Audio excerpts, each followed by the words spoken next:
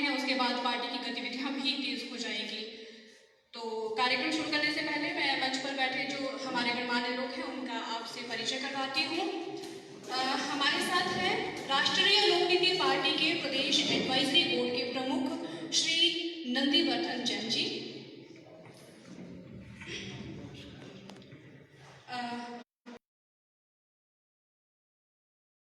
Committee के सदस्य Shri Satya Prakash Sharma ji, Shri doctor Roshanlal Chauhan जी, वहीं साथ ही हमारे साथ यहाँ पर मौजूद है समाज सेवी डॉक्टर एलसी शर्मा जी। तो मैं अब सभी से ये आग्रह करूंगी कि जो प्रेस कॉन्फ्रेंस होनी है वो शुरू की जाए।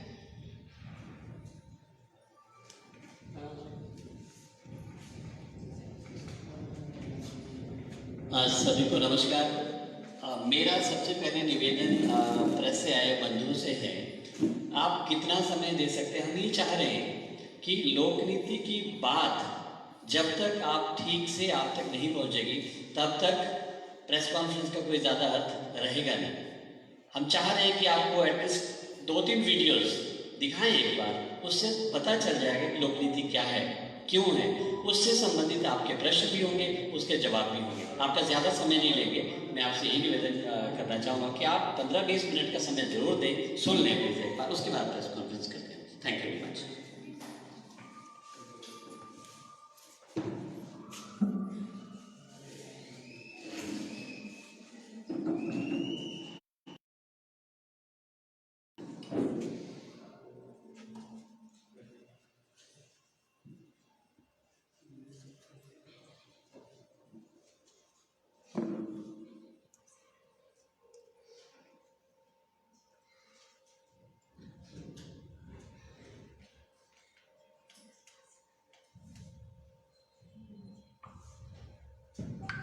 जो पहली बात है वो है क्रिएटिंग न्यू है कि आज राजनीति का मतलब है जोड़ तोड़, राजनीति का मतलब है दूसरे को नीचा दिखा के अपने आप को ऊंचा करना, राजनीति का मतलब है अपने स्वार्थों की पूर्ति, ये प्रताड़ना करना।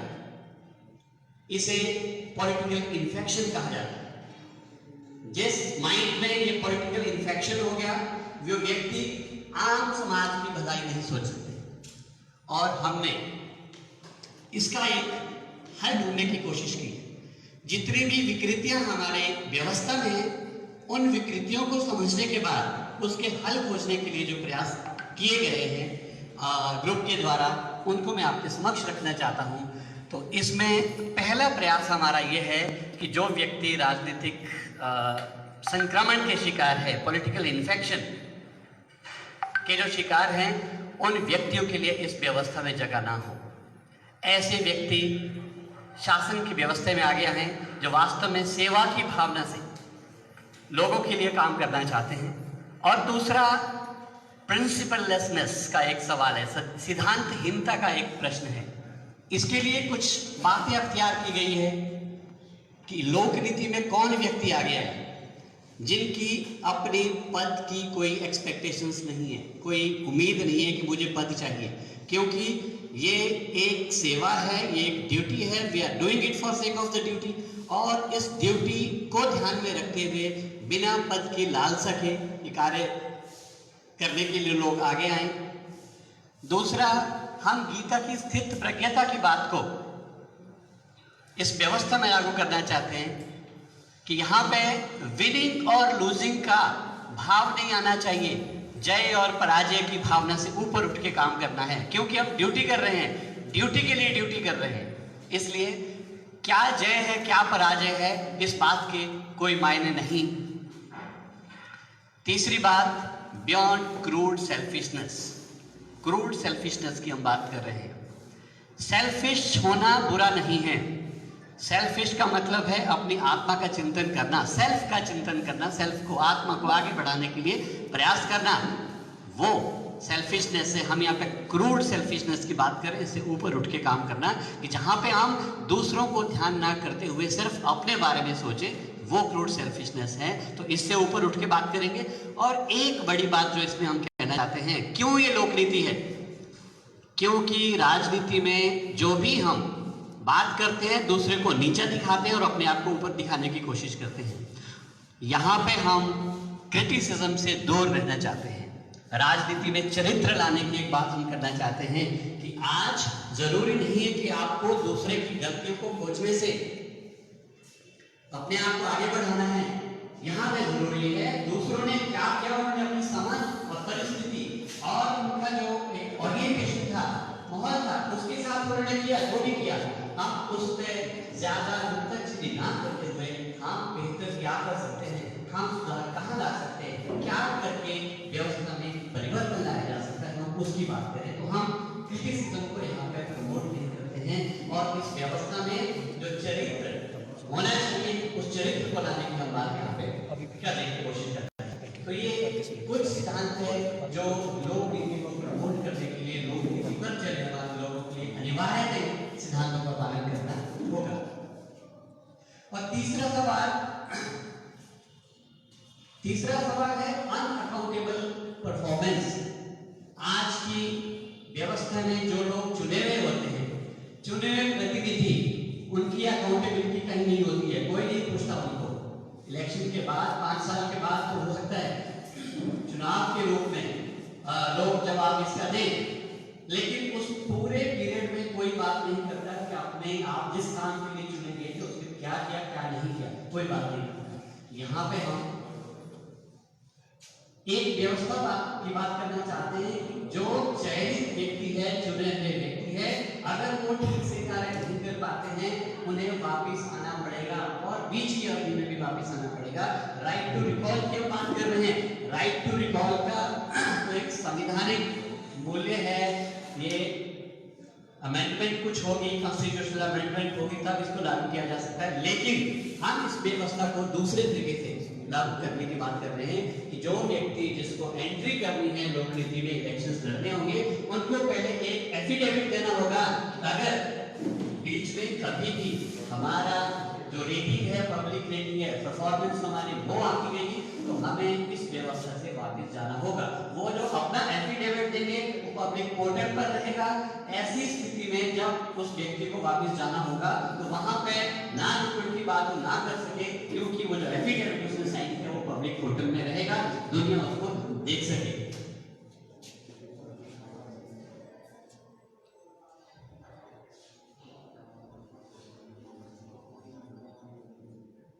दूसरा, अभी रिव्यू नहीं होता है, कौन आदमी कैसा काम कर रहा है जनता 5 साल के बाद। देखिए यहाँ पे हम रिव्यू की बात कर रहे हैं, पब्लिक रेटिंग की बात कर रहे हैं। जो चुने हुए व्यक्ति है और जो रिप्रेजेंटेटिव्स हैं और जो एग्जीक्यूटिव है, फंक्शनरी है, सरकारी मुलाजिम के लिए अधिकारी हैं, उनकी भी पब्लिक रेटिंग होगी।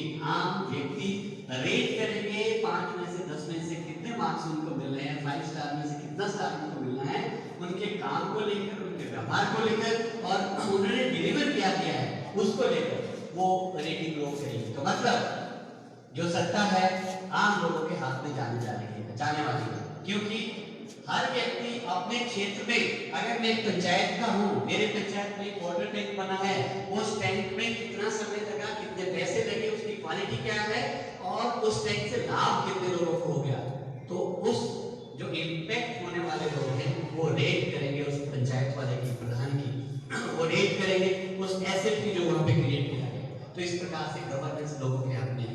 और जो पब्लिक रेटिंग के बेस पे अब उनको जो रिवार्ड करना है या उनके साथ जो ट्रीटमेंट होना है वो पब्लिक रेटिंग एक उसमें बहुत बड़ा फैक्टर हो। और तीसरा जो बड़ा इसका मुद्दा है वो है optimum use of technology. Kumar साहब ने, अब्दुल साहब ने बहुत इंपॉर्टेंट एक बात कही थी कि ये जो 21वीं सदी है ये डेटा ड्रिवन सदी होगी, ये टेक्नोलॉजी पर आधारित होगी। गवर्नेंस के सारे मायने तकनीक डिसाइड करेगी क्या होने वाला है। सबसे पहले हम एक बात यहाँ पे कर रहे हैं, सिंगल आइडेंटिटी कार्ड। अभी हम क्या कर रहे हैं, पूरा जेब हमारा कार्डों से भरा होता है। Driving licence, PAN card, LIC का card, voter card, Aadhaar card, कितने कार्ड आप खोलते रहेंगे। और इतने कार्ड के बावजूद भी आपके पास कोई भी एक ऐसा कार्ड नहीं है जो यूनिफॉर्म हो और ये साबित करता है कि आप भारत के नागरिक हैं। भारत की नागरिकता को प्रमाणित करने वाला एक यूनिफॉर्म कार्ड कोई भी आज देश में उपलब्ध नहीं है। अलग अलग पहचान है सभी, लेकिन क्या एक कार्ड भी हम बना सकते हैं जिसमें हमारी इनकम टैक्स की इंफॉर्मेशन हो सकती है, उसमें हमारी हेल्थ की इंफॉर्मेशन हो सकती है, फाइनेंस की इंफॉर्मेशन हो सकती है, और उसमें लैंड और रेवेन्यू का हमारे मामले क्या है वो इंफॉर्मेशन हो सकती है, एम्प्लॉयमेंट परमिट की इंफॉर्मेशन उसमें हो सकती है। अगर उस कार्ड को लेकर मैं एक बैंकर के पास जाता हूँ, अभी क्या होता है, आप कागज जमा करो, सिविल चेक होगा, कुछ होगा, आपने प्रॉपर्टी में मॉर्गेज करनी है, तहसीलदार के पास जाएंगे, वो सारी प्रोसेस करने के बावजूद उसमें 15-20 दिन महीने का वक्त निकल जाता है। हम आज की डेट में भी कागजों से खेल रहे हैं, और कागज कितने सच्चे पक्के होते हैं दुनियादार सब जानते हैं। हमारे पास उनको स्टैब्लिश करने का कोई तरीका नहीं है कि सच भी है कि गलत है। कोई भी अटेस्टेड कागज दे तो कोई आदमी वेरीफाई करता है कितना सही है कितना नहीं है। हम किस धोखे में आज की डेट में जी रहे हैं, सब भूल-भुलैया। अगर हम इस सिंगल आइडेंटिटी कार्ड की बात करें, जो आज की डेट में आधार भी नहीं है, आधार कार्ड ये स्टैब्लिश नहीं करता कि आप भारत के नागरिक हैं, ये सुप्रीम कोर्ट ने भी कहा है। और आधार कार्ड बनाने की प्रक्रिया में भी वेरिफिकेशन का कहीं कोई लेवल नहीं है। हमें अगर सिंगल आइडेंटिटी कार्ड नागरिकों को इश्यू करना है, वो क्या आधार हो सकता है उसका? उस कार्ड में मेरी स्टेट का कोड होगा, डिस्ट्रिक्ट जहां से मैं बिलोंग करता हूं उसका कोड होगा, जिस ब्लॉक से या शहर से मैं बिलोंग करता हूं उसका कोड होगा, और जिस मोहल्ले कस्बे में पंचायत वार्ड में मैं रहता हूं उसका कोड होगा। फिर सीरियल नंबर उस जगह आगे चलते हैं, तो वेरीफाई किया जाए कि वहां पे मेरी पुश्तैनी और प्रॉपर्टी है। कुछ तो ऐसा करना पड़ेगा कि मैं इंफॉर्मेशन दे रहा हूं, उसका बेसिस क्या है। वेरिफिकेशन की एक प्रोसेस साथ में डिवाइस होनी चाहिए, तो ये आइडेंटिटी कार्ड हमारा इस तरह से जनरेट हो सकता है। और आपको जो नंबर मिलता है उस नंबर से आप पहचाने जाएंगे कि आप तो किस ब्लॉक के, किस कस्बे के और किस गांव के आदमी हैं। वो कार्ड आपका सिंगल बता सकता है, क्योंकि ये कोडिंग ऑलरेडी भारत सरकार ने की हुई है, इसमें नया कुछ करने का सवाल नहीं है। सिर्फ हमने इंटीग्रेट करना है इसको, और हमने इसको पायलट किया है। पुराना ट्रीटमेंट जो लग जा रहा है उसके हिसाब से आगे क्या प्रेस्क्राइब करना हमने व्यवस्था की है। मैं यहाँ से पौंडीचेरी जाता हूँ, पौंडीचेरी में एंट्री में मेरा वो कार्ड फाइल को, वहाँ पे मेरी एंट्री हो जाती है कि आदमी हिमाचल का आदमी है, दिल्ली का आदमी है, वहाँ पे इस दिन एंटर किया। लोगों को ट्रैक भी किया जा सकता है। आज की डेट में अपराध करने के लोग जिसको भागते फिरते हैं उसको भी कंट्रोल करने की मदद मिलेगी। ऐसी व्यवस्था को इसमें लागू किया जा सकता है। दूसरा, ये टेक्नोलॉजी बहुत कमाल की चीज है। आज की कितना व्यापक परिवर्तन आ सकती है इसमें सोचा नहीं जा सकता है। सर्विस ऑटोमेशन की बात करते हैं। अभी क्या होता है, अगर एक मिनिस्ट्री को कोई इंफॉर्मेशन दूसरी मिनिस्ट्री से चाहिए तो चिट्ठी लिखते हैं, 15-20 दिन के बाद जवाब आता है, वो भी कागजों में आता है। कैसा सच्चा पक्का जवाब है और अलग मामला है, हमारा समय निकल जाता है। हम सारी प्रोसेस को ऑटोमेशन में इस ढंग से रख सकते हैं कि अगर मुझे मिनिस्ट्री ऑफ स्टैटिस्टिक्स को इंफॉर्मेशन चाहिए, मैं स्टैटिस्टिक्स का उसमें कुछ लॉगिन करके और इंफॉर्मेशन वहाँ से रिट्रीव करूँ, मुझे लिखने की जरूरत नहीं पड़नी चाहिए और वेट नहीं करना पड़ेगा किसी इंफॉर्मेशन का कहीं से कोई जाएगी। समय पैसा है, समय संपत्ति है, इसको बचाने का मतलब है कि हम संपत्ति को बचा रहे हैं। सारी जितनी भी सेवाएं लोगों को देनी है, पब्लिक सर्विस डिलीवरी है, वो ऑटोमेशन बेस्ड हो। ऑटोमेशन बेस्ड कैसे? एक एग्जांपल मैं आपको देता हूं। अभी एक ओल्ड एज पेंशन का कॉन्सेप्ट है। 60 या 70 साल के बाद व्यक्ति को पेंशन मिलती है। उसकी प्रक्रिया क्या है? अभी हम एक फॉर्म भरते हैं, फॉर्म भरने के बाद पंचायत में जाते हैं, सेक्रेटरी प्रधान उसमें कुछ साइन करते हैं अपने, फिर हम पटवारी के पास जाते हैं, रेवेन्यू की इंफॉर्मेशन वहां से आती है, ये वो इकोनॉमिक क्लास क्या है, फिर वेलफेयर ऑफिसर में के पास वो चिट्ठी जाती है, फिर थोड़े 2-4 फोन लगाने पड़ते हैं, किसी मंत्री एमएलए को बोलना पड़ता है, तो साल भर में शायद वो नंबर आ जाए, और जो लोग अप्लाई नहीं कर पाते उनका नंबर तक भी नहीं।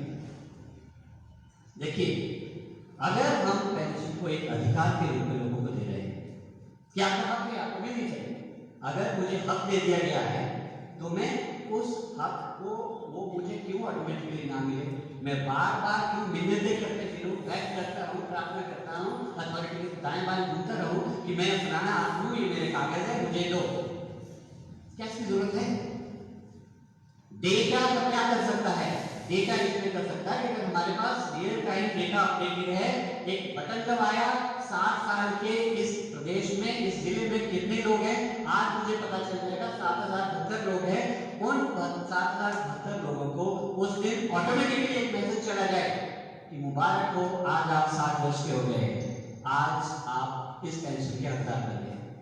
सरकार की ओर से मैसेज चला जाए, और 1 महीने के बाद बैंक की ओर से मैसेज चला जाए कि इतने पैसे आपके खाते में जमा हो गए, बिना अप्लाई किए, बिना एप्लीकेशन दिए, बिना दस्तावेज चेक करता है। क्या ऐसा हो नहीं सकता है?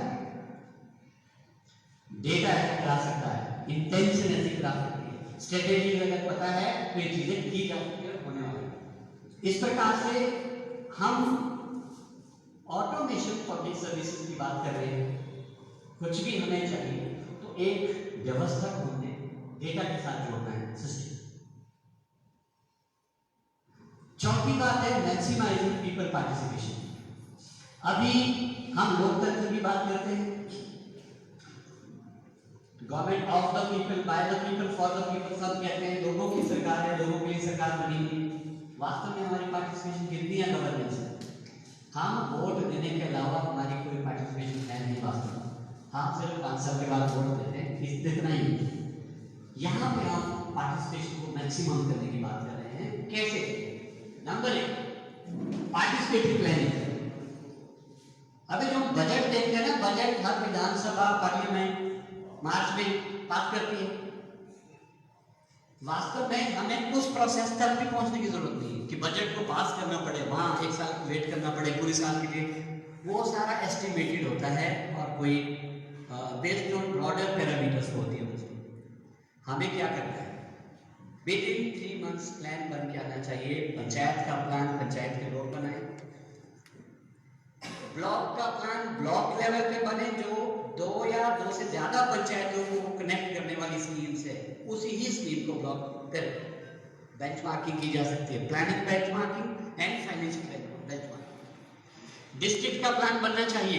डिस्ट्रिक्ट का प्लान वो होगा जो 2 या 2 से ज्यादा ब्लॉक्स को कनेक्ट करने वाली कोई बड़ी परियोजना है, उसी का प्लान सिर्फ डिस्ट्रिक्ट बना सके। और इसी प्रकार से स्टेट का प्लान बने, 3 महीने के अंदर अंदर प्लान बने। अभी क्या होता है, एक गांव में डंडा लगाने के लिए पंचायत का वार्ड मेंबर भी करता है, प्रधान भी करता है, ब्लॉक का आदमी भी उसी के लिए रिकमेंड कर सकता है, जिला परिषद के लोग भी उस दंगे के लिए ही पैसा देते हैं। There is no benchmarking at all.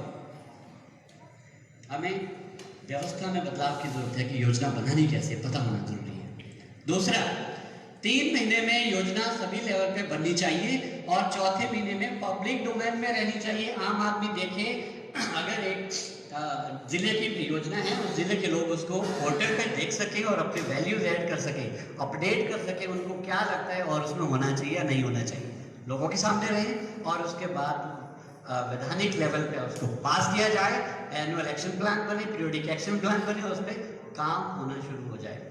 That is one way जहाँ पे हम पब्लिक को, उनकी पार्टिसिपेशन को मैक्सिमाइज कर सकते हैं। दूसरा, सिस्टम बेस्ड रेटिंग। हमें हर अथॉरिटीज के रोल को क्वांटिफाई करना पड़ेगा। अगर एक सुपरिंटेंडेंट सेक्शन ऑफिसर है, तो एक सेक्शन ऑफिसर को शाम तक कितनी फाइल्स निपटानी है तय करना पड़ेगा। ये नहीं हो सकता कि आप कोर्ट कुर्सी पर लटकाओ और मूवी देख के आ जाओ, ये नहीं हो सकता। शाम तक कितना काम करना जरूरी है किस पोजीशन के लिए, ये तय करना पड़ेगा, और उसके साथ ऑटो रेटिंग हो जाएगी। सारा आईटी बेस्ड है, सारा टेक्नोलॉजी का कमाल है। अगर 30 फाइलें शाम तक निकालनी थी, उसमें से आपने 26 निकाली हैं, 4 कम निकली है। इसका मतलब आपकी जो रेटिंग है वो 74% होगी उस दिन की। You have not done 100% task. क्या हम ऐसा नहीं कर सकते? अकाउंटेबल सिस्टम को बनाना पड़ेगा और पब्लिक रेटिंग, उसके बाद सिस्टम ऑटोमेटिकली रेट करेगा। दूसरा, पब्लिक रेट करेगी। मेरे गांव में मैंने पहले भी बोला था, वाटर टैंक अगर बना है तो मेरे गांव के लोग रेट करेंगे किस क्वालिटी का बना है, सीमेंट का रेशो ठीक है कि नहीं है, और कितने टाइम में बना है। जो लोगों के नाम वहां लिखे हैं वास्तव में उनकी अटेंडेंस लगी भी, हाजिरी वहां पे मस्टोल में लगी भी है कि नहीं, कि और ही और लोगों के नाम है वहां पे चढ़े हुए, और जिसके लिए वो बनाया है क्या उसका डिजायर्ड इम्पैक्ट पड़ रहा है, उन लोगों के लिए जो लाभार्थी उसके बने थे उनको लाभ उसका मिल रहा है कि नहीं, लोग रेट करें। अगर नेगेटिव रेटिंग कहीं पे भी होती है तो उस पर फास्ट एक्शन गवर्नेंस का होना चाहिए। क्या ऐसी व्यवस्था में हम नहीं जा सकते? और लास्ट 5वीं बात जो इसमें है, enhanced accountability of citizens and happiness index. देखिए अभी क्या है, नागरिकों को भी समझना बहुत जरूरी है कि हम अकाउंटेबल है, हमारी जिम्मेवारी कुछ है। ये नहीं हो सकता है कि कोई भी कारण आपको आप जाएं और एक सरकार की बस को आप आग लगा दें और सरकारी मुरम्मत को आप जला दें, ऐसा नहीं हो सकता है। आप कहीं पे भी जाए कुछ भी वायलेंस कर दो, ये राइट ये देश किसी को नहीं देगा। जनता को भी एक responsible behaviour, reasonable responsible behaviour की ओर जाना पड़ेगा, सीखना पड़ेगा। हम बेलगाम नहीं हो सकते, हमें जानना पड़ेगा कि हमारा रीजनेबल बिहेवियर क्या होना चाहिए, उसी दायरे में हम काम करेंगे, उससे बियॉन्ड नहीं कर सकते। तो अकाउंटेबल बनना पड़ेगा। इसके लिए सिटीजन्स अकाउंटेबिलिटी एक्ट CAA को आप दूसरी परिभाषा मत देना प्लीज। CAA हमारे लिए है सिटीजन्स अकाउंटेबिलिटी एक्ट। इसको पारित करके हर नागरिक के कर्तव्यों का एक निश्चित किया जाएगा, क्या आप कर सकते हैं क्या नहीं कर सकते हैं। नहीं कर सकते वाली सूची के अगर काम किए जाते हैं then the government will play its role. फिर सिटीजन्स की भी रेटिंग की हम बात कर रहे हैं। मुझे लगता है ओला उबर ने शायद ये शुरू भी कर दिया है। जो भी व्यक्ति है, हर नागरिक है, उनकी भी रेटिंग होनी चाहिए। आप किस लेवल के सिटीजन हैं, आपकी अपनी लेवल ऑफ सिटीजनशिप का आपका क्या है, उसकी रेटिंग भी होनी चाहिए। हर एक व्यक्ति की भी रेटिंग होनी चाहिए कि किस लेवल का कौन सिटीजन है। तो ये भी एक व्यवस्था है ताकि हम अपने आप को, हर व्यक्ति अपने आप को बेहतरी के साथ आगे बढ़ाने की कोशिश करें। और एक इंपॉर्टेंट बात हम इसमें कर रहे हैं हैप्पीनेस इंडेक्स की। पूरी दुनिया में भूटान एक ऐसा देश है जिसने हैप्पीनेस इंडेक्स को अपने पैरामीटर में रखा है। देश की प्रगति को इससे जोड़ा है कि हमारे देश की जनता कितनी खुश रहती है, और हम यहाँ पे स्ट्रेस के, डिप्रेशन के, हार्ट अटैक के, सब बहुत सारे तमाम मुद्दों के बीच जी रहे होते हैं। ये भी जरूरी है कि हम हैप्पीनेस इंडेक्स की ओर सोचें। ये कैसे हो? पहला, सर आपके ध्यान है, हैप्पीनेस इंडेक्स की हम बात कर रहे हैं। सारी पब्लिक सर्विसेज घर में डिलीवर होगी। कोई व्यक्ति किसी सरकारी दफ्तर के चक्कर नहीं काटेगा, किसी सरकारी ऑफिसर के चक्कर नहीं काटेगा।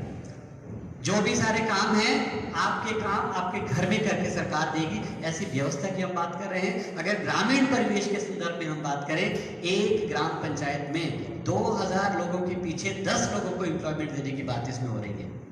10 लोगों को एम्प्लॉयमेंट एक पंचायत में 2000 लोगों के पीछे। हिंदुस्तान में अगर 136 करोड़ आबादी डिवाइडेड बाय 2000 अगर आप करते हैं तो यहाँ पे करोड़ों लोगों के लिए एम्प्लॉयमेंट क्रिएट करने का स्कोप है। कैसे होगा वो? ये कोई ख्याली प्लान नहीं है, इसके पीछे ठोस एक्सरसाइज की गई है। हमें एग्रीकल्चर में सपोर्ट करने की जरूरत है, फार्मर के मिट्टी की जांच करने की जरूरत है, उनको ट्रीटेड सीड देने की जरूरत है, उनको मैन्योर देने की जरूरत है, बायोपेस्टिसाइड देने की जरूरत है, और उनकी माइक्रो प्लानिंग की जरूरत है कि किस खेत में आप क्या उगाएं जिससे आपको अच्छा लाभ मिलेगा। तो एक आदमी एक पंचायत में सिर्फ एग्रीकल्चर में लोगों को सपोर्ट करेगा। दूसरा आदमी हेल्थ में काम करेगा, पीरियोडिकल हेल्थ चेकअप हो। हेल्थ चेकअप के बाद डॉक्टर के साथ टेलीमेडिसिन के माध्यम से कंसल्टेशन करवाई जाए, दवाइयाँ, सस्ती दवाइयाँ, जेनरिक मेडिसिन या दूसरी पहुंचाई जाए, और साथ में प्रिवेंटिव हेल्थ केयर की हम बात कर रहे हैं। हमारे वेदों ने, आयुर्वेद ने बहुत कुछ ऐसा दिया है जिसको हमें पता नहीं है, हम अपना नहीं रहे उस चीज़ को, और उन चीज़ों को लागू करने की बात है। हम प्रिवेंटिव हेल्थ केयर की ओर ज़्यादा जाना चाहेंगे, क्यूरेशन। उसके बाद लोग जीना सीखें तो हमारी बीमारियां 90% खत्म। बीमारियां इसलिए हैं कि हमें we don't know how to live rightly, हमें सही तरीके से जीना नहीं आता है, इसलिए बीमारियां ज़्यादा पैदा होती है। तो हमें इस दिशा में आगे जाना होगा। और एम्प्लॉयमेंट की हम बात कर रहे हैं, 2000 लोगों के पीछे 10 लोग, एक पंचायत में 10 यूथ को हम एम्प्लॉयमेंट देने की बात कर रहे हैं। और 100% हेल्थ एंड लाइफ इंश्योरेंस। अभी मैं अगर आपको डेटा दिखाऊं, मैंने अपनी पंचायत का डेटा लिया था, 2223 लोग टोटल रहते हैं, 2223, उनमें से 174 लोगों ने लाइफ इंश्योरेंस की हुई है, 174, मतलब 2000 से ज्यादा लोग ऐसे हैं जिनकी लाइफ इंश्योरेंस नहीं है। गांव में लोग लकड़ी के घर बनाते हैं, घर जल जाते हैं, घर की इंश्योरेंस किसी के पास नहीं, जनरल इंश्योरेंस। हेल्थ के लिए गवर्नमेंट ने एक बहुत अच्छा आयुष्मान भारत, दूसरी कुछ स्कीम शुरू की है, स्टेट्स ने भी शुरू की है, बहुत अच्छी है, लेकिन ये भी यूनिवर्सल कवरेज नहीं है, क्योंकि जो लोग अपने कार्ड बनाएंगे, इनरोल होंगे, उनको ये सुविधा मिलेगी, सबको नहीं मिलेगी। और हम यहाँ पे बोल रहे हैं universal coverage, health and life insurance. जैसे अगर आज बच्चा पैदा होता है, आज से पैदा होते हैं उसकी इंश्योरेंस 100%, ताकि फ्री हेल्थ उसको मिले। देखिए, हम जीवन के अधिकार के साथ अगर देखते हैं, हम जीवन के अधिकार का इस्तेमाल तब कर सकते हैं जब हम स्वस्थ हों और जब हम शिक्षित हों। हम जीवन को समझ पाए, उसके लिए पढ़ना जरूरी है, और हम इंजॉय कर पाए लाइफ को, इसलिए स्वस्थ होना जरूरी है। तो अगर शिक्षा और स्वास्थ्य को सरकार सुनिश्चित करेगी कि free schooling up to 12th class, वो प्राइवेट स्कूल के बच्चे हों चाहे गवर्नमेंट के हों, सभी को फ्री 12th तक हो, इसकी मॉडलिटीज पे बात होनी है डिटेल में। और फ्री हेल्थ की बात, कोई भी व्यक्ति प्राइवेट हॉस्पिटल में जाए, गवर्नमेंट हॉस्पिटल में जाए, एक जैसी व्यवस्था वहाँ पे मिले, टाइमली ट्रीटमेंट मिले और बिना किसी पैसे के वो ट्रीटमेंट मिले। ऐसी व्यवस्था की ओर जाने की जरूरत है। और एक बड़ी बात, 73 वर्ष लगभग हमें आजाद होके हो गए हैं। आज भी अगर आप इस लुटियन जोन के बाहर देखेंगे, फुटपाथ में सैकड़ों लोग सोए होते हैं जिनके पास शेल्टर नहीं है। 73 वर्षों में देश ने बहुत तरक्की की है। आज हम कई मायनों में बहुत आगे हैं, लेकिन जिस व्यक्ति को कोई सुन नहीं सकता है, जो व्यक्ति कह नहीं सकता है, वो तो अनकहा है, उसके ओर कोई देख भी नहीं रहा है। हम एक वेलफेयर स्टेट की बात कर रहे हैं कि हम कल्याणकारी राज्य हैं। हम कैसे कल्याणकारी राज्य हैं? एक ओर हम राज्य की तरह रहते हैं, दूसरी ओर हमारा पड़ोसी बाहर एक चादर लपेट के फुटपाथ पे सो रहा होता है। सबसे पहली प्राथमिकता देश की होनी चाहिए, कोई भी व्यक्ति शेल्टरलेस ना हो। क्या इसको 1 साल के अंदर किया नहीं जा सकता है? सिर्फ इच्छा शक्ति की जरूरत है। एक भी व्यक्ति ऐसा ना हो कि जो फुटपाथ पे जिसको सोना पड़े। और डेटा कहता है, इंपॉर्टेंट बात है, आप सबको सुनने की जरूरत है, आप सबको पता भी होगा। डेटा कहता है हिंदुस्तान में 20% लोग ऐसे हैं जो शाम को भोजन नहीं करते हैं, बिना खाना खाए सोते हैं, भूखे सोते हैं। 20% लोग का मतलब है वो करीब 25-30 करोड़ के आसपास की बात हो रही है। हम कर क्या रहे हैं? हम बात कर रहे हैं, हमने खाद्यान्न में सेल्फ सफिशिएंसी क्रॉस कर दिया, एक्सपोर्ट भी करते हैं कुछ चीज़ों को लेकर, हालांकि उसमें भी इशू है। हम कार्बोहाइड्रेट्स ज़्यादा प्रयोग पैदा कर रहे हैं। फिर भी इतना अनाज, कई बार हम समुद्र में फेंकते हैं, अनाज सड़ रहा है, हमारी व्यवस्था नहीं है, स्टोरेज की भंडारण की व्यवस्था नहीं है, अनाज को हम सड़ने देते हैं। लेकिन 20% लोग आज भी अगर भूखे शाम को सोते हैं। लानत है हमारी सभ्यता पर, लानत है हम सबके जिंदा रहने पर।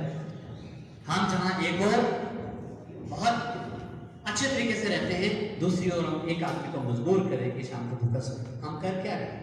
किस कल्याणकारी राज्य की हम बात कर रहे हैं? लोक नीति का मतलब लोगों के लिए नीति है। यहाँ पे कोई व्यक्ति आश्रयहीन नहीं रहेगा, यहाँ पे कोई व्यक्ति भूखा नहीं रहेगा। भूख और जो आश्रय है दोनों के इश्यूज को प्राइमरी बेस पे एड्रेस किया जाए। और एक और बात है प्रमोशन ऑफ टाइम बैंक।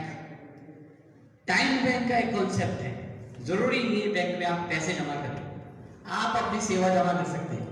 आपके पास 4 घंटे हैं, 4 घंटे में आप जाओ एक सेवा करो, कहीं एक व्यवस्था की जाएगी। और वो जो 4 घंटे आपने किसी की सेवा की है तो 4 घंटे में आपको भी सेवा वापस मिलेगी, इसके आप हकदार होंगे। जब आपको जरूरत होगी आप उस सेवा को ले सकते हैं वापस। Some system will come, somebody will come to serve you for that 4 hours. ऐसी व्यवस्था टाइम बैंक की हम व्यवस्था कर सकते हैं जहां पे व्यक्ति अपने खाली वक्त का सही तरीके से प्रयोग कर पाएगा और मजबूरी आने पर, जरूरत पड़ने पर वो समय वापस हमें मिल सकता है। ये नया कॉन्सेप्ट है, इस पे बहुत विचार अभी होना है, इस पे काफी काम होना है। इससे जो अनप्रोडक्टिव टाइम होता है लोगों के पास, कई बार कहते हैं कि खाली घर शैतानी का, खाली दिमाग शैतानी का घर कई बार होता है, तो यहाँ पे उनके लिए भी एक मौका मिल जाएगा कि आप जुडिशियसली ऑप्टिमम यूटिलाइज आप अपने टाइम का कर सकते हैं इस कॉन्सेप्ट के माध्यम से। और जीरो डाउनिंग क्राइम रेट एक डिबेट का इशू है, बहुत बड़ा इशू है। नेक्स्ट टाइम कभी इस पर जरूर बात करेंगे डिटेल में। हमें एक ऐसा इन्वायरमेंट क्रिएट करना है जहाँ पे क्राइम करने की जरूरत, मतलब स्कोप ही ना हो क्राइम होने का।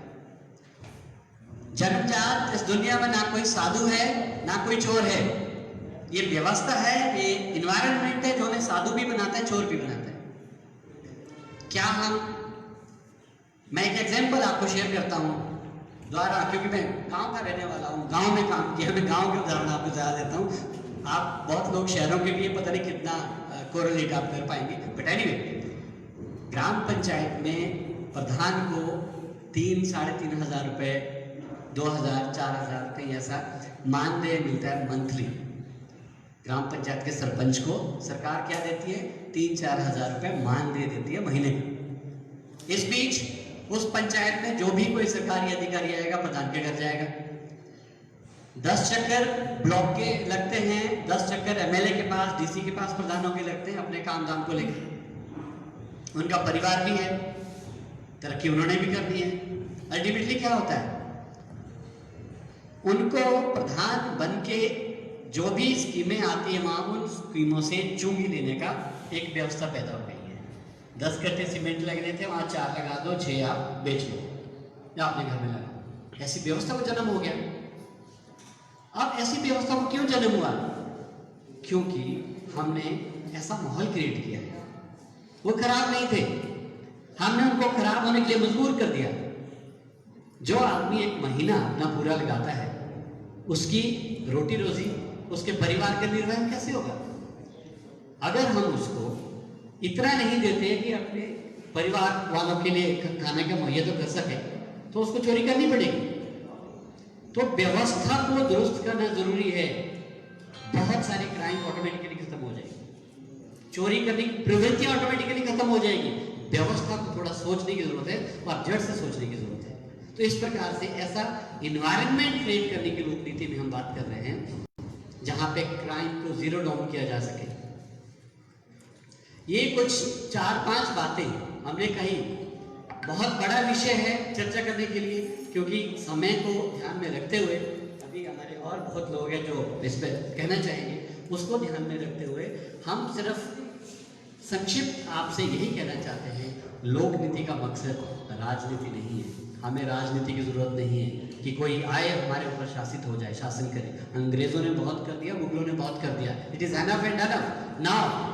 अब हमें स्वयं अपने ऊपर शासन की बात करनी है। जो ट्रू डेमोक्रेसी है उसको जमीन पर उतारने की हमने बात करनी है। उसी व्यवस्था को लागू करने के लिए ये जो 5 मूल सिद्धांत है, creating new era leadership, maximising people participation and optimum use of technology and accountability of the citizens and happiness index, ये 4-5 बातें हैं। इन बातों को मूल रूप से लोक नीति का आधार बनाएं। और मैं सभी से निवेदन करूंगा, ये किसी राजनीतिक व्यवस्था नहीं बल्कि समाज सेवा की बात है। इस भाव के साथ इसमें आगे जुड़े, प्रार्थना करें ईश्वर से कि इस वास्तव में इस जो बातें हम कर रहे हैं इनको ज़मीन पर हम उतार पाए, ऐसी वो शक्ति हमें मिले कुदरत से। जो लास्ट में आदमी बैठा है, जिसको कोई सुनता नहीं है, जिसकी आवाज़ भी नहीं है, उस तक हम मुस्कुराहट अगर लाए उसके चेहरे पे, वो तरक्की होगी, वो एक मायना होगा, एक पैरामीटर होगा इसकी सफलता का कि लोक नीति ने वास्तव में काम किया है। इन्हीं शब्दों के साथ मैंने बहुत समय लिया है, बहुत बोल भी दिया है, बहुत कुछ बोलने के लिए, चर्चा करने के लिए काफ़ी कुछ है, इस पर हम बात करते रहेंगे। इन्हीं शब्दों के साथ मैं विराम लेता हूँ। बहुत बहुत धन्यवाद सभी का। जय हिंद।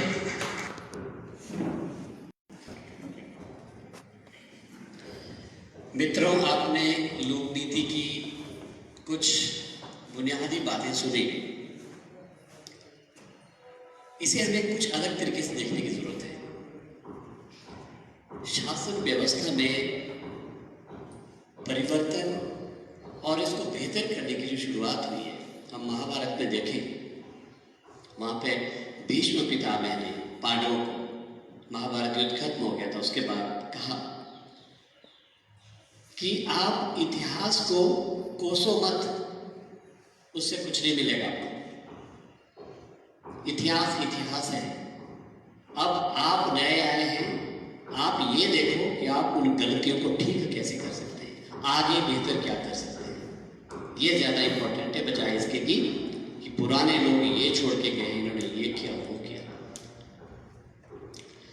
भीष्म पितामह के बाद दूसरा एक बहुत बड़ा बदलाव देश के शासन के दर्शन में चाणक्य ने, कुछ लोगों ने वो वीडियो पहले देखा भी होगा, चाणक्य वाला हमने यहाँ पे चलाया था, कि राजा तब तक प्रसन्न और खुश नहीं हो सकता है जब तक कि उसके राज्य में हर एक व्यक्ति प्रसन्न ना हो। हिंदुस्तान जब विश्व गुरु था तो ऐसे लोग थे इस समाज में, चाणक्य जैसे लोग थे, उनके पास सिद्धांत है, उनके पास दर्शन है, उनके पास निष्ठा है। उस निष्ठा को उन्होंने स्थापित किया व्यवस्था में और भारत का एक नाम था। उसके बाद जयप्रकाश नारायण आंदोलन इस देश में हुआ। उन्होंने भी बहुत कोशिश की कि देश को साफ सुथरे तरीके से आगे लाने की कोशिश करें, लेकिन वो एक लेवल तक वो आंदोलन काम कर पाया, आगे डाइल्यूशन हो गया। और आज लोक नीति एक चौथा बड़ा क्रांतिकारी कदम हिंदुस्तान के शासन व्यवस्था में होने जा रहा है, जहाँ पे शासन को, गवर्नेंस को ट्रांसपेरेंसी और अकाउंटेबिलिटी के साथ लागू करने की बात होगी। हर व्यक्ति के चेहरे पे मुस्कान लाने के लिए ये सिर्फ शब्द नहीं है, ये मात्र उद्देश्य नहीं है, बल्कि इसके पीछे ठोस रणनीति है कि कैसे होगा। लोक नीति में जो परिवर्तन है, दूसरों से हम क्यों अलग हैं, क्योंकि हमारे पास उन सभी उद्देश्यों को पूरा करने के लिए मसौदा है, तरीके हैं, मेथड्स अवेलेबल है, इसीलिए हम अलग हैं। तो आप सभी ने ये सब समझा, सुने, आपने पेशेंसली पार्टिसिपेट किया, इसके लिए बहुत बहुत शुक्रिया। अब मैं चाहूँगा कि आगे की जो 1 by 1 प्रक्रिया पूरी की जाए।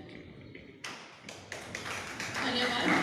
आप सभी का भी धन्यवाद हमारे विचारों को सुनने के लिए। अब प्रेस कॉन्फ्रेंस की कार्यवाही शुरू करते हैं। उसके बाद हमारे ऑफिस की ओपनिंग होगी और उसके बाद लंच की व्यवस्था भी की गई है आप सभी के लिए। आप लंच के लिए भी इनवाइट है। तो हमारे जो प्रेस कॉन्फ्रेंस है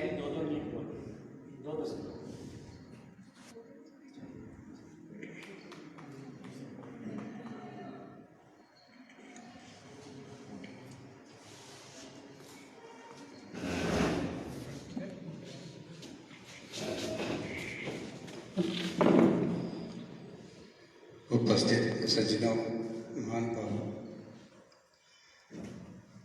इस कॉन्फ्रेंस में आपका सब बहुत बहुत स्वागत है, जो आप देश में उभरती हुई आशा की किरण को सुनने के लिए यहाँ पधारे हैं। आपको तो कुछ अपनी बात कहने के लिए आपको थोड़ा समय पीछे ले चलता हूँ कि जब देश आज़ाद हुआ था, तो जब नेताओं ने सत्ता संभाली, देश बड़ा गरीब था, खाने को अन्न मुश्किल मिलता था, अनपढ़ता भी बहुत होती थी। विदेशी शक्तियों का हमें सहारा रहता था, विदेशी सहायता बहुत आती थी, लेकिन इतना बड़ा धन दे करके लोगों के मन में, नेताओं के मन में जो लालच आना शुरू हुआ, उसने देश को उन्नति की तरफ जाने से रोक दिया। प्रकृति ने, नीति ने अपना कदम आगे रखा और सत्ता परिवर्तन हुए, फिर कोई और सत्ता आई, वो भी देशभक्ति से देश प्रेम से भरपूर थी, देशभक्ति से भरपूर थी, लेकिन चलते चलते दिशाहीन हो गई। आज देश किस ओर जा रहा है कोई समझ नहीं आती, देश खड़ा है ये कोई बात समझ में नहीं आती है कि क्या करें। ऐसे समय में जबकि देश को एक दिशा निर्देशन की जरूरत है ताकि देश उन्नति के रास्ते की ओर चल पड़े, उस किरण को किसी एक व्यक्ति ने महसूस किया, अपने मन में टीस महसूस की, पीड़ा महसूस की और इस एक संगठन बनाया ताकि देश को हम एक अच्छा वातावरण दे सके और उस देश का जो प्रकाशमय होने के लिए इस वक्त आतुर है, उस किरण का, उस रोशनी का नाम है राष्ट्रीय लोक नीति पार्टी। ये आपको हम सब आश्वासन देते हैं कि जिस प्रकार से आज की राजनीति चल रही है उस प्रकार की राजनीति से देश का कुछ बनने वाला नहीं है। उसमें व्यवस्था में चेंज लाने की आवश्यकता है और हम सब उस आवश्यकता को पूरा करेंगे। धन्यवाद।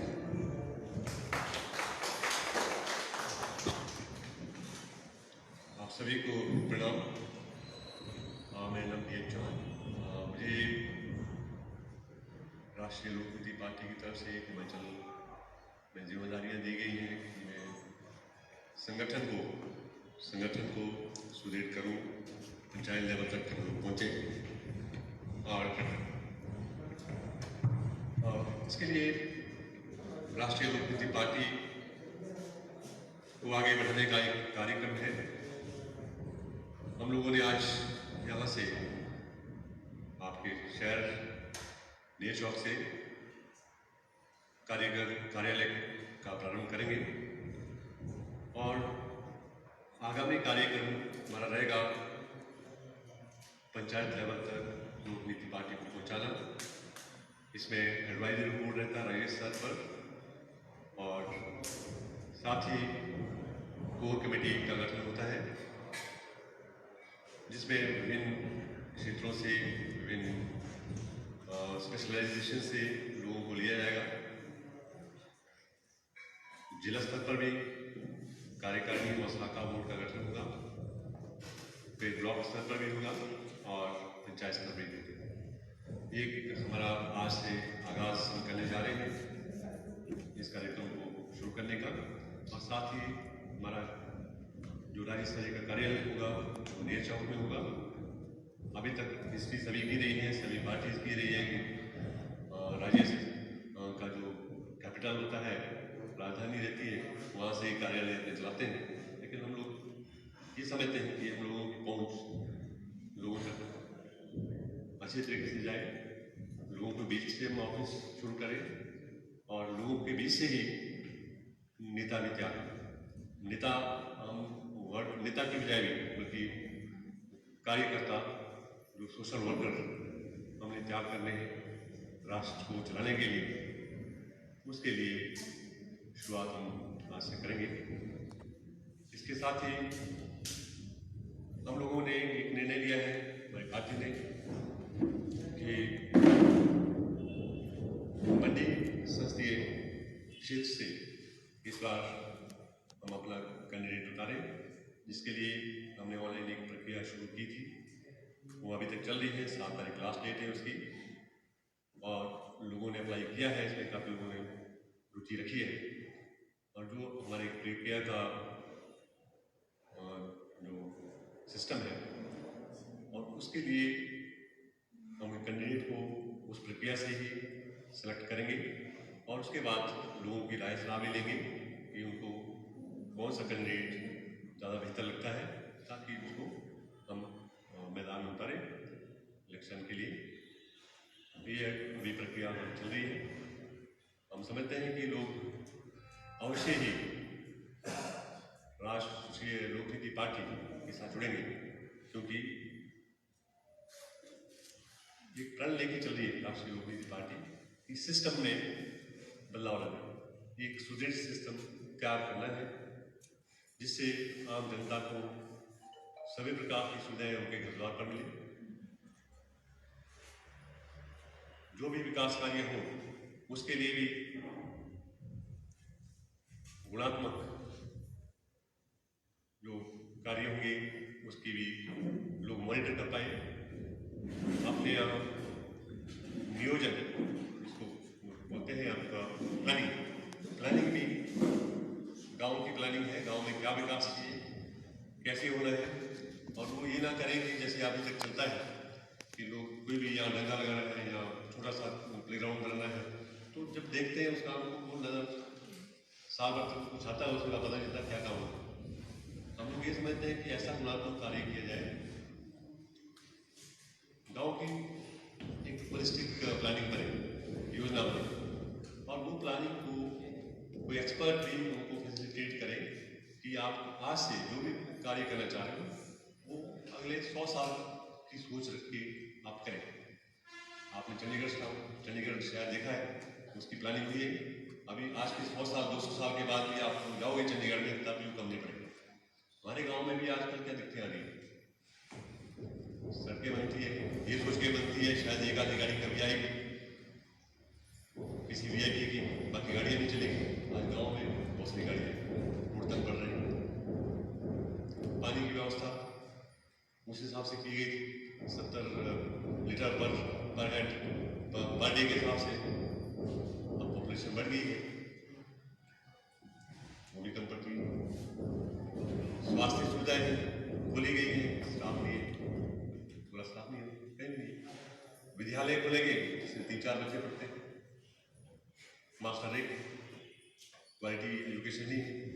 हम लोगों ने व्यवस्था में ऐसा एक कर रखा है सिस्टम कि आप कर तो रहे नाम मात्र के लिए, क्वांटिटी दिखाने के लिए कि हमने ये कर दिया वो कर दिया, या खर्चा शो करने के लिए कि आप परफॉर्मेंस, कोई भी सरकार देखती है इतना खर्चा कर दिया। मैं ये पूछना चाह रहा हूँ कि वो जो खर्चा किया, क्या उतनी वैल्यू का वो काम हुआ? उस काम से कितने लोगों को फायदा हुआ? तो ये हम अपने लोकनीति पार्टी के जरिए सुचारू रूप से सुनिश्चित करना चाह रहे हैं कि हर काम जो भी हो वो लोगों तक पहुंचे, उसमें गुणात्मक आपका रिजल्ट हो, लोगों को फायदा हो, भविष्य की सोच के साथ बने। इसी प्रकार से हर सिस्टम हम करना चाह रहे हैं। तो मैं समझता हूँ अभी आज से शुरुआत है आपके शहर नेर चौक से, ये हमने कार्यालय खोल ही दिया है मुझे, अभी थोड़ी देर में उद्घाटन उसका करेंगे। और आज यहाँ आने के लिए आपका धन्यवाद भी करता हूँ। सबसे पहली बार आप सबसे रूबरू हो रहे हैं, धन्यवाद।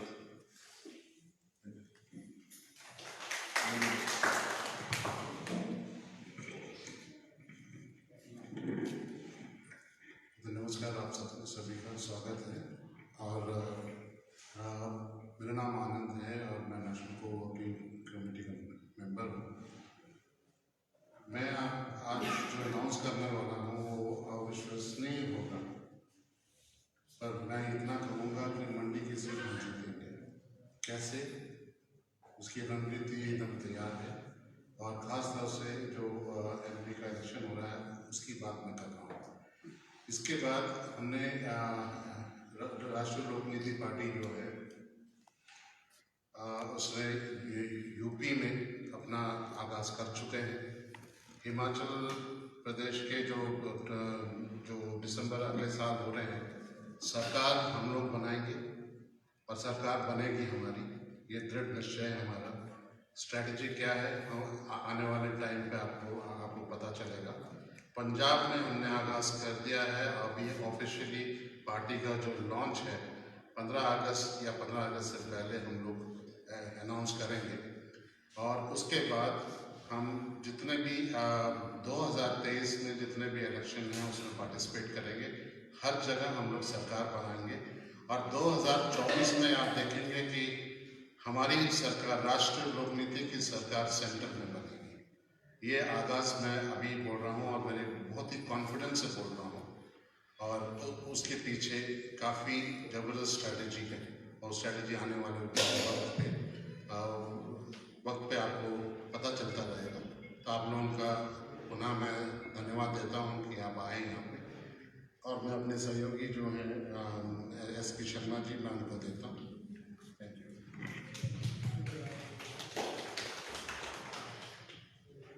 सबसे पहले आप सभी लोगों के यहाँ पहुँचने पर आप सब कुछ साथ हुआ है।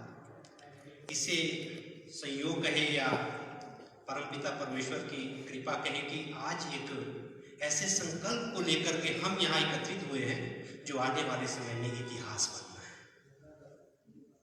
और ये संयोग इसलिए भी मायने रखता है कि देवभूमि की देव तपोस्थली पर एकत्रित हुए हैं जो पूरे हिमाचल का केंद्र है। यहाँ से पूरे हिमाचल में आवाज़ जाती है और यहाँ का आगाज़ राष्ट्रीय स्तर का आगाज़ होगा। और जहाँ तक राष्ट्रीय लोक नीति पार्टी की बात है तो ये राजनीति नहीं, लोक नीति है, लोगों से संबंधित है। और इस पार्टी का आगाज़ 14 मार्च 2021 को दिल्ली के कॉन्स्टिट्यूशन क्लब से हुआ था और जिसकी रहनुमाई जो नेशनल चीफ कन्वीनर है वो जानी मानी हस्ती ब्रिगेडियर डॉक्टर काकिर खन्ना है, जिन्होंने पाकिस्तान और बांग्लादेश जब अलग हुआ था तो उनकी अहम भागीदारी उसमें रही थी। जब मित्र सेना श्रीलंका गई थी तो उनकी वहाँ भी अहम भागीदारी रही थी और अंतर्राष्ट्रीय स्तर पर वो ये मैनेजमेंट में खास करके जो डिजास्टर मैनेजमेंट है उनका एक बड़ा रोल है। और हमारे साथ डॉक्टर LC शर्मा जी है जो समाज सेवी है और ये जो कॉन्सेप्ट है इनको लेकर के UNO में भी हम लोगों ने प्रेजेंटेड किया है। जो कॉन्सेप्ट आपके साथ शेयर किया जा रहा है ये कोई हवाई नहीं है, इसमें माइक्रो लेवल तक की एक्सरसाइज हुई है और इसको प्रमाणित किया गया है।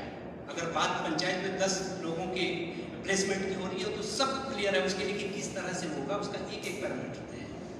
इसके साथ साथ आज राष्ट्रीय लोक नीति जो पार्टी है उसका मकसद ये है कि यहाँ चुनाव होते हैं, सत्ता परिवर्तन होता है लेकिन व्यवस्था परिवर्तन नहीं होती है। तो व्यवस्था परिवर्तन कैसे होगा उसके लिए इसमें पूरा कॉन्सेप्ट तैयार है, क्योंकि बाकी पार्टियां या व्यक्ति विशेष की हो गई है या परिवार की है, लेकिन ये जो पार्टी है ये संस्कृति और संस्कार की है जिसमें सभी की अहम भागीदारी होने वाली है। क्योंकि पिछले 7 दशक में हमने देखा है कि ये प्रकृति और ये व्यवस्था हमको बनी बनाई मिली है। प्रकृति में हमने कुछ नहीं किया, प्रकृति खुद सारी चीजें करती है। इसी तरह आज़ादी के बाद भी एक व्यवस्था मिली, लेकिन हमने उसमें क्या किया? आप देख रहे हैं हिमाचल की बात करें तो 60,000 करोड़ से ज्यादा कर्ज है और जो नई जनरेशन हो रही है वो कर्ज के साथ पैदा हो रही है। आज प्रगति का पैमाना सिर्फ ये हो गया है कि हमने इतने हजार करोड़ का, इतने करोड़ का काम किया है, लेकिन उसका लाभ क्या हो रहा है, वो खर्च कहाँ हो रहा है? सिर्फ खर्च करना कोई प्रगति का पैमाना नहीं हो सकता है। हिमाचल जैसा स्टेट मैंने पूरे देश को जाकर के घूमा है, देखा है हर प्रदेश में, लेकिन ये ऐसा प्रदेश है जहाँ पर कोई हाथ फैलाता नहीं है, देता है। कोई यहाँ भूखा नहीं रहता है, अगर कोई आता है उसे आश्रय मिलता है, इसीलिए ये देवभूमि है। एक ऐसा प्रदेश है जहाँ कहा जाता है कि प्लास्टिक बंद, तो लोग जा करके पंजाब, हरियाणा और उत्तराखंड में दे देते कि हमारे यहाँ बंद है, और कहते हैं कि टबैको बंद, तो वो भी हो जाता है। इसलिए इस प्रदेश के अंदर वो स्ट्रेंथ है कि कुछ भी बदलाव किया जा सकता है और उसका पहला बदलाव ये उपचुनाव होगा और संसद में बैठ करके लोक नीति का जो प्रतिनिधि होगा वो बताएगा कि किस तरह से देश और दुनिया में परिवर्तन होने वाला है। तो क्योंकि समय कम है, इतनी सारी बातें हैं, हम सब की व्यथा है कि वो कम हो जाएगी और इसमें जो एक्सरसाइज हुई है वो भी इतने माइक्रो लेवल तक है कि उसके लिए बहुत ज़्यादा लंबा समय चाहिए होगा। तो इसके बाद अभी एक हमारा जो विजन डॉक्यूमेंट है राष्ट्रीय स्तर का और मंडी का, हालांकि घोषणा पत्र इसके बाद आना है जिसको खुद लोग बना रहे हैं।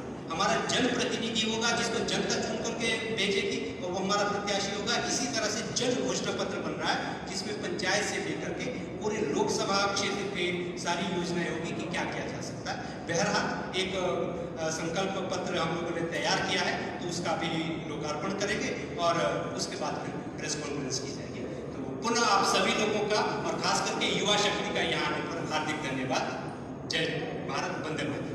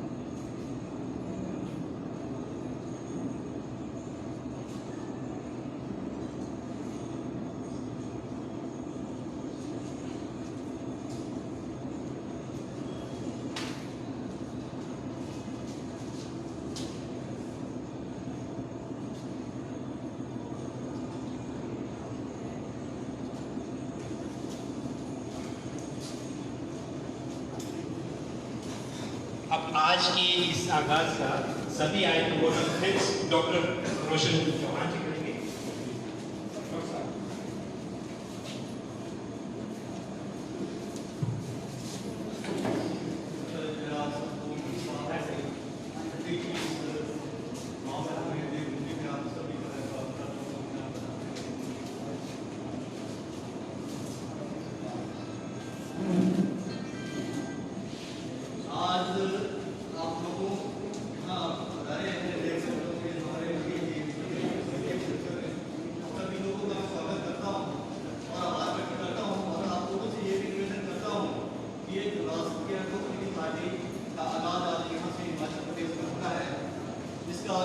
जन जन तक मैसेज जाए और ये पार्टी जो है जन जन की पार्टी होगी, ये कोई राजनीतिक पार्टी शासन करे, इसको एक संगठन समझे।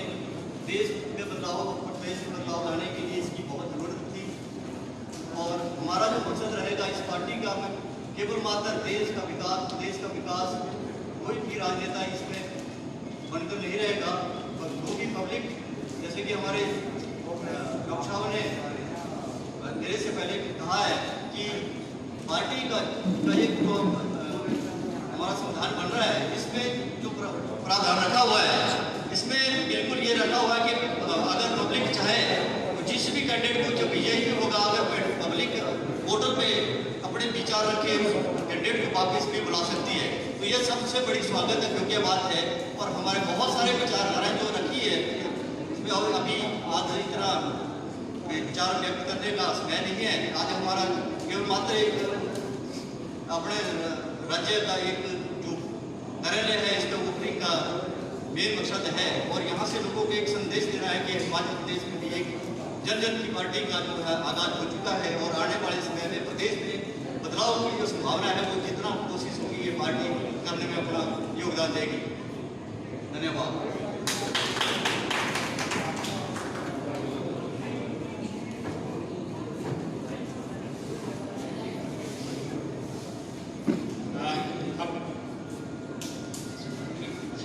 मैं मीडिया के साथियों से निवेदन करूंगा कि प्रेस कॉन्फ्रेंस के लिए, ताकि जल्दी से please you are most welcome.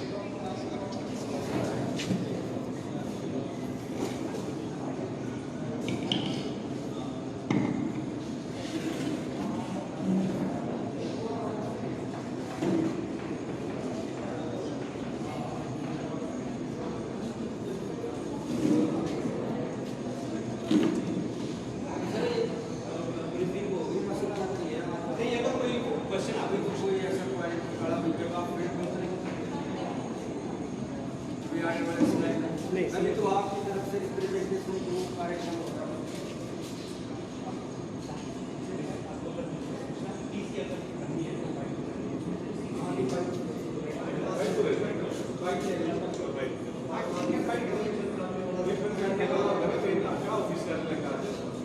बाकी विद इन हाफ और आपके पास हो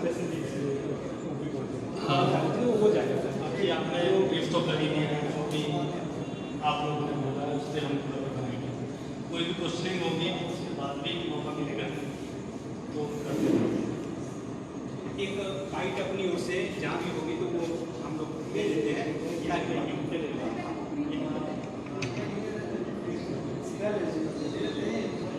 माइक कर दो आप लाइक कोई सिंगर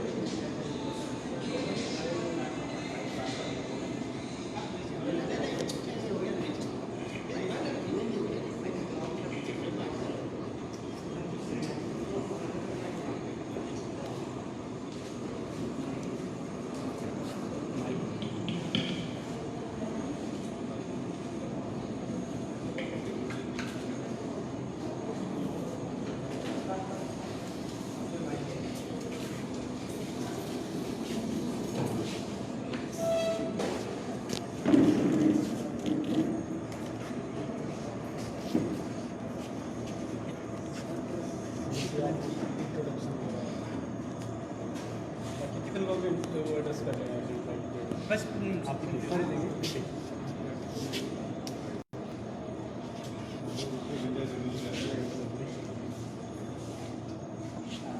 थोड़ा सा इसे ऊपर कोई ना आ रहा है।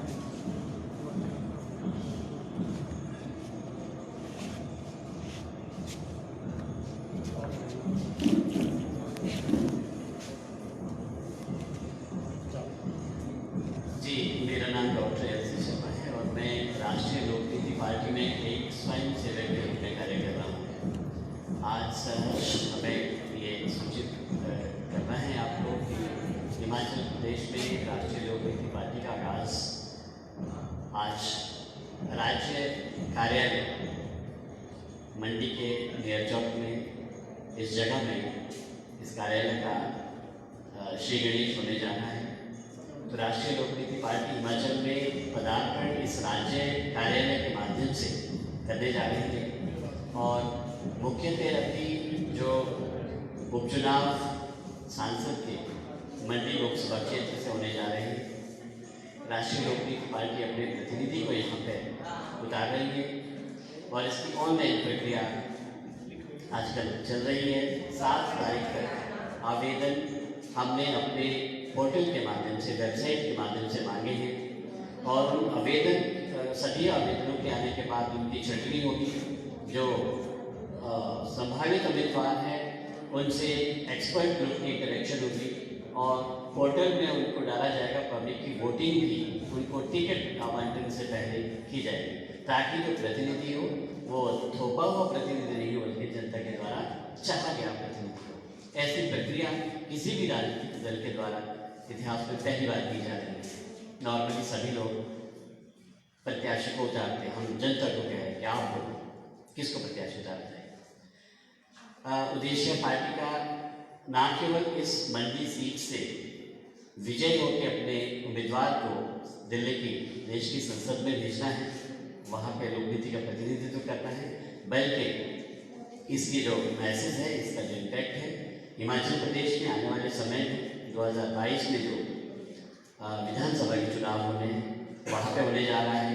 राष्ट्रीय लोकनीति पार्टी हिमाचल प्रदेश में सरकार पूरे बहुमत के साथ बनाने जा रही है। हो सकता है इसमें आपको कोई शंका हो, लेकिन हमें इसमें कोई शंका नहीं है। आने वाले समय आप देखेंगे कि कैसे ये बदलाव होने जा रहा है।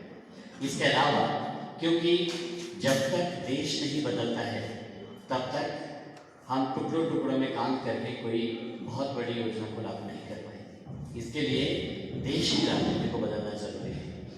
हम 2024 में जो लोकसभा के चुनाव होने उसमें पूरे देश में सभी सीटों पर चुनाव लड़ने की तैयारी कर रहे हैं और 2024 में भारत की जो सरकार होगी राष्ट्रीय लोकनीति पार्टी की सरकार।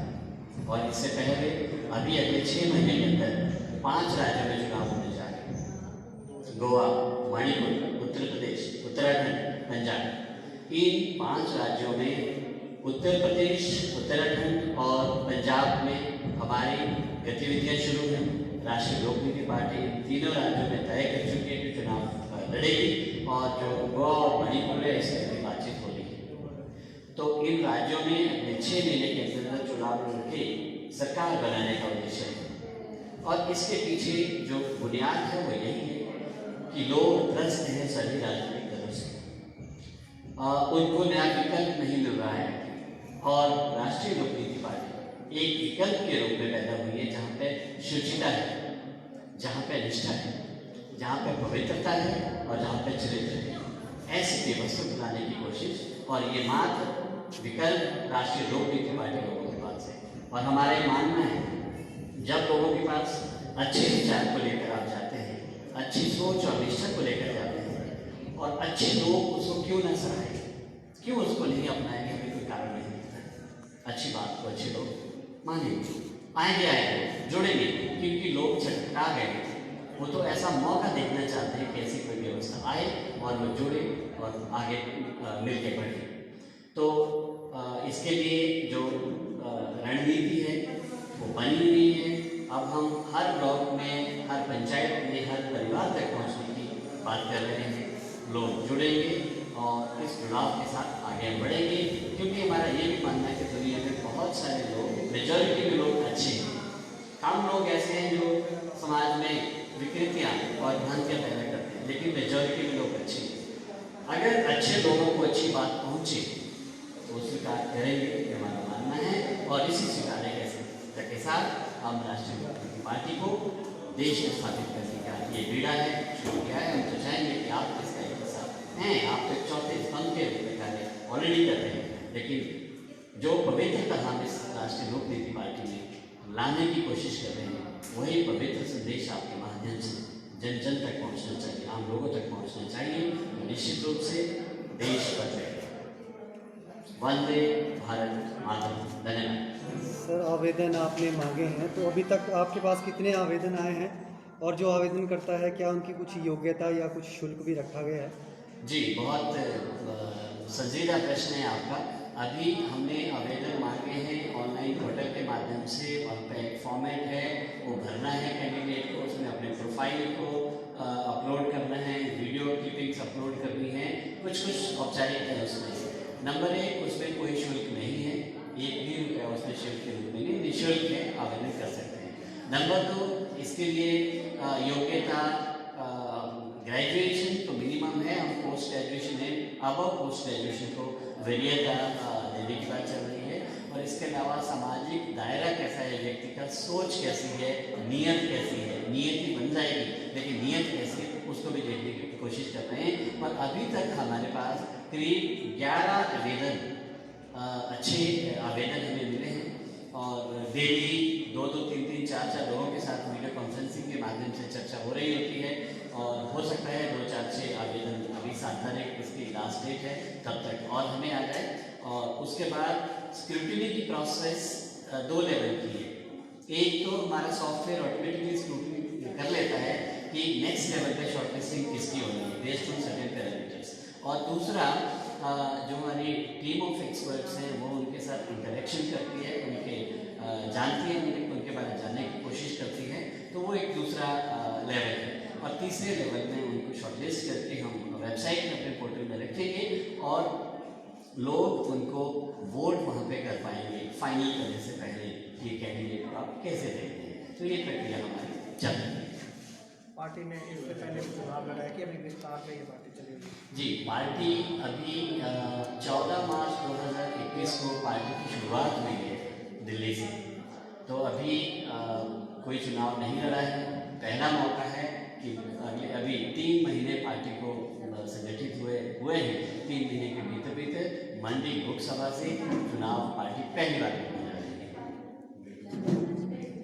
और इसमें इम्पोर्टेंट ये है पार्टी में कि 50% वीमेन पार्टिसिपेशन को इसमें हम प्रेफरेंस देते हैं जिस भी लेवल पे, क्योंकि पार्टी के जो ऑर्गेन्स हैं स्टेट लेवल पे 2 ऑर्गेन्स हैं। एक है स्टेट एडवाइजरी बोर्ड जिनका काम है नीति निर्धारण करना, सही गाइडेंस देना। दूसरा है core working committee. Core working committee का है डिसीजंस को इम्प्लीमेंट करना। तो जिला लेवल पे भी 2 ये आयाम हैं, ब्लॉक लेवल पे भी, पंचायत लेवल पे भी है। तो इन सभी में 50% पार्टिसिपेशन प्रेफरेबली विमेन की निश्चित की गई है। तो हम कोशिश करते हैं कि जो आधी आबादी है उनका भी राष्ट्रीय लोक नीति पार्टी में पूरा सम्मान होगा। ठीक है, बहुत बहुत धन्यवाद।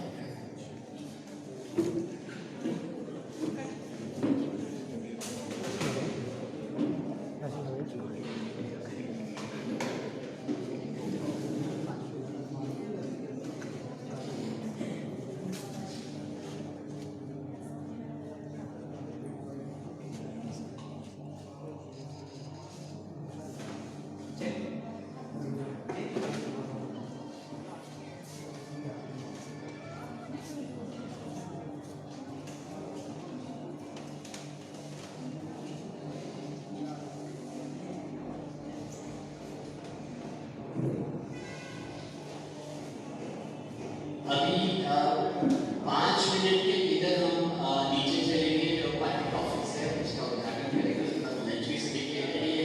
इस बीच अगर अनौपचारिक प्रश्न किसी भी तरह के कोई प्रश्न बच्चों के हैं, अध्यापकों के हैं, बाकी लोग भी यहाँ पे आए हैं, किसी भी तरह के औपचारिक अनौपचारिक, उस पर हम 5 मिनट में चर्चा कर सकते हैं।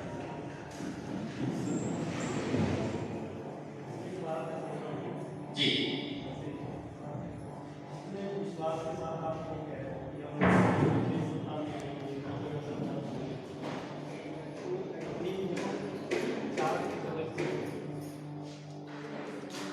मैंने सोचा है कि ये चीज़ मैंने करनी है, कोई एक्सेप्ट कर रहा है मुझे, नहीं कर रहा है, उसको कैसे आप कितने विश्वास में करेंगे?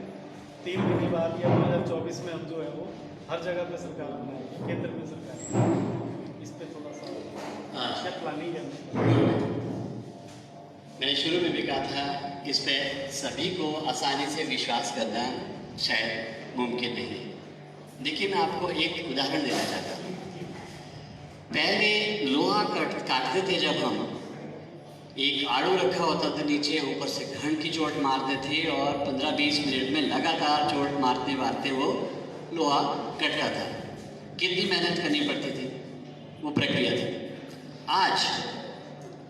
आज क्या है? आज मशीन है, बिजली से आप जोड़ो मशीन को, कटर है, आप चलाओ लोहे के पीस में और 1 मिनट में कट के साइड में फ्री हो जाते हैं आप। तो ये मायने नहीं करता है कि ये ऑब्जेक्टिव पूरा करने के लिए समय चाहिए। इम्पॉर्टेंट है आपका तरीका क्या है, आपका मेथड क्या है, आपके टूल्स के, आपकी टेक्निक्स क्या है। अगर वो आपके पास हैं तो आप, एक दूसरा एग्जांपल मैं आपको देता हूँ। हम एक घर बनाते हैं, घर बनाने का एक स्टैंडर्ड है। अगर आप मान लीजिए हम एक लेंटर डालते हैं, लेंटर डालने के लिए कम से कम आपको 25 दिन का समय देना पड़ता सूखने के लिए, और आपने 4 मंजिल की बिल्डिंग बनानी है तो अगर लेंटर भी डालने हैं तब भी आपको टाइम चाहिए, आपको मतलब 6 महीने चाहिए। लेकिन मोहाली में आप अगर जाते हैं, मोहाली में एक बिल्डिंग बनी है 11 मंजिल की, 11 मंजिल की बिल्डिंग को 48 घंटे के अंदर बनाया गया। तो मैंने वो बिल्डिंग देखी है। वो कैसे संभव है? उन्होंने तरीका बदला, मेथड बदले, टूल्स एंड टेक्निक्स बदले, बन गए। तो इम्पोर्टेंट है आपका टूल क्या यूज़ करने वाले हैं आप, कैसे आप लोगों तक पहुंच रहे हैं, कैसे उनके दिलों में आप अपने लिए जगह बनाने वाले हैं, वो तरीके आपके पास क्या है। और इससे भी इम्पोर्टेंट एक बात है निष्ठा, विल, प्योरिटी ऑफ थॉट्स, विचारों की शुद्धता। क्योंकि आप अगर स्वार्थ से ऊपर उठ के सोचते हैं, देश हित के लिए सोचते हैं, तो प्रकृति आपके साथ खड़ी हो जाएगी आपके उद्देश्यों को पूरा करने के लिए। तो जब तक पवित्रता है सोच में, तब तक नेचर आपके साथ है जो पूरा करने में मदद करेगा। आप भी मदद करेंगे, बिल्कुल करेंगे, क्योंकि ऐसी पवित्रता दूसरी जगह देखने को मिलेगी नहीं जिसको हम लाने की कोशिश कर रहे हैं।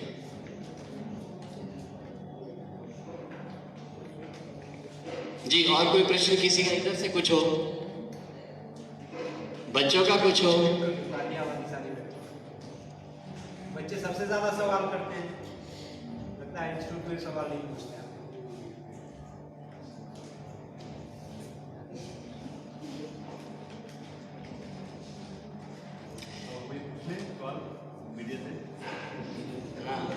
जी जी जी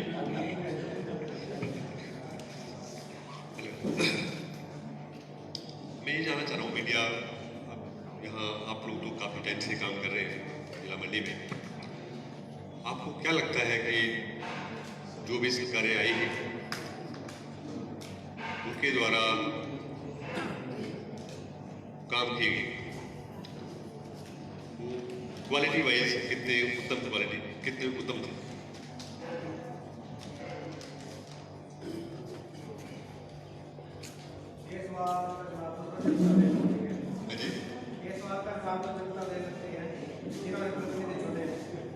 अच्छा, तो वो तो देखती रहती है, हर इलेक्शन में दे देती है, चेंज होता रहता है। बाकी तो सब सरकार है, तो सरकारों का दायित्व होता ही है अपनी जनता के लिए कार्य करना, जिन्होंने चुना था। तो ऐसा तो बोल नहीं सकते कि किसी सरकार ने किया ही नहीं है। किया तो सबने ही है, और जो आज तक जो देख रहे हैं सड़क है या कुछ भी है, काम तो करते हैं, हाँ जी वो तो पूर्वक काम, रूटीन का तो कर ही रहे हैं। लंबी सोच के साथ काम। और लंबी सोच तो ये अंग्रेजी लेके आए थे, उसके बाद कोई नहीं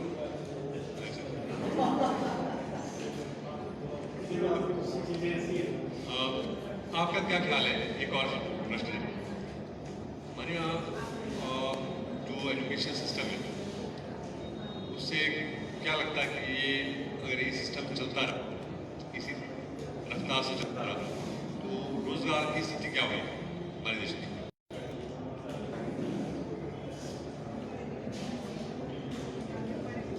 सर रोजगार में तो ऐसा है ना ये कि रोजगार को करना चाहे तो रोजगार ही रोजगार है, पर सब कॉन्ट्रैक्टर ही बढ़ना चाहे तो सरकारें क्या करेंगी?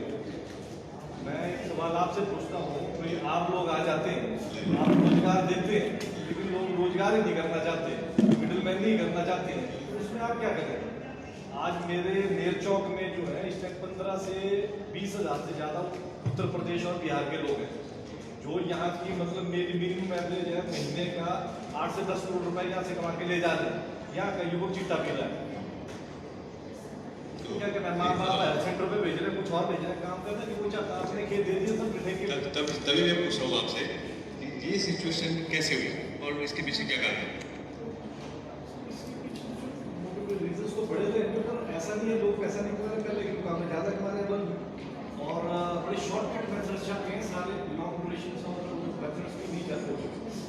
और रही सरकारों की बात, तो सरकारें आती हैं और अपने अपने कार्य करती हैं, सब अपना अपना विज्ञान करती हैं। अब उसमें एक सरकार कम कार्य करके भी लोगों के बीच अपनी छाप ज़्यादा छोड़ जाती है, एक बहुत कुछ करके भी कुछ नहीं करती है। अगर कार्य करना ही पैरामीटर्स होता जीत का, तो मुझे नहीं लगता वो जीत का पैरामीटर होता है। जो ज़्यादा काम करता है वो ज़्यादा जल्दी आ जाता है, मेरे हिसाब लोग बड़े जल्दी बोल जाते हैं। स्कूल खोलोगे सब बोलेंगे हमारे बच्चों को टीचर यही लगाओ, आप एक को लगाओगे बाकी सब नाराज हो जाते हैं। तो डेवलपमेंट होनी जरूरी है, पर जो बेसिक नीड्स है उसकी ज़्यादा हो तो लोगों में उसका प्रभाव ज़्यादा है। तो लोग जो सोच रहे हैं राष्ट्रीय लोक नीति पार्टी ये सोचती है कि एक जो सिस्टम ये बना है, जो भी लीडरशिप आती है और अपने पीछे लोगों को लगाए पसंद करते हैं कि लोग ज़्यादा ज़्यादा उनसे मिल जाते रहे और जो है उनमें से जितने आते हैं उनमें सबका काम तो नहीं होता। जॉब एक है और सारी सुविधा से एक लगेगा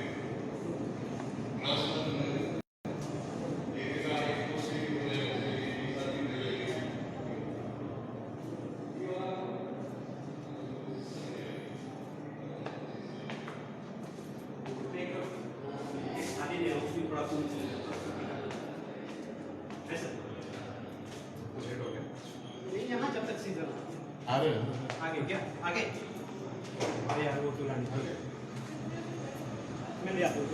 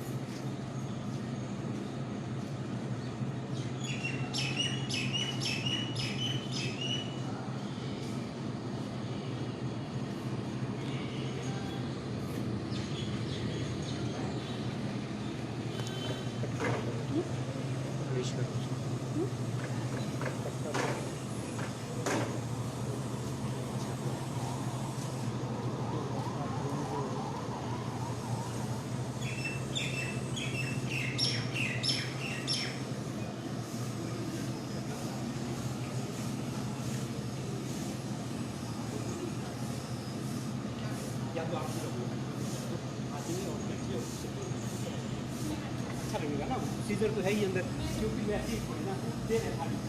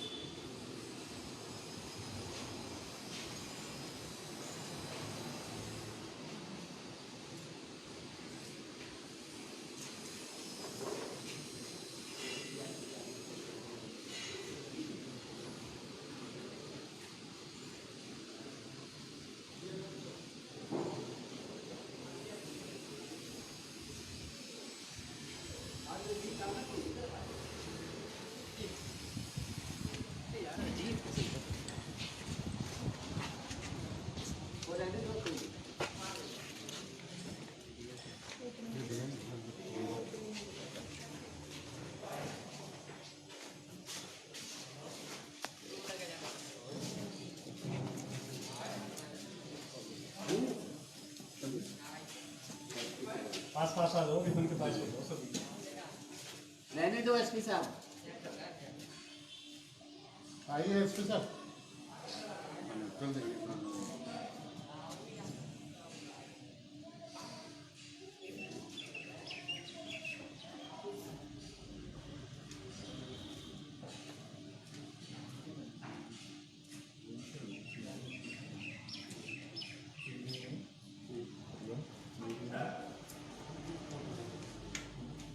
ठीक है, आइए।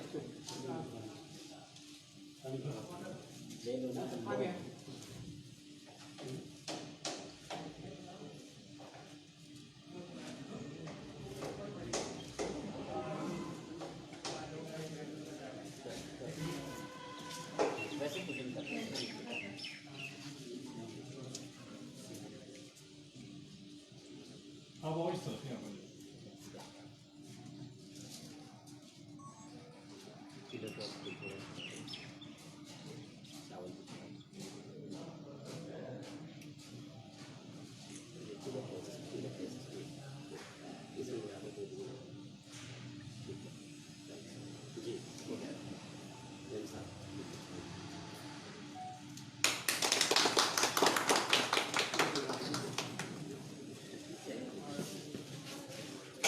सांसद ठीक है।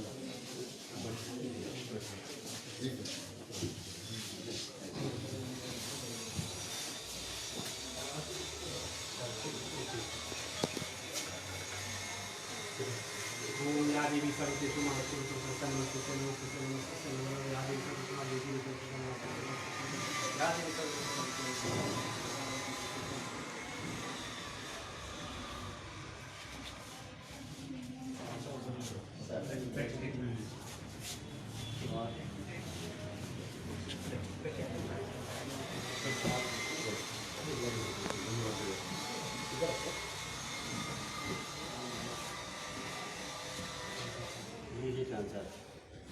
Good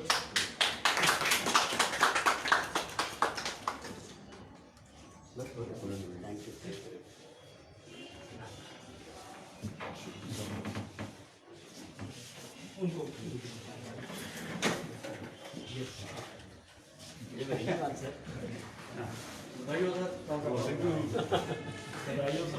office thank you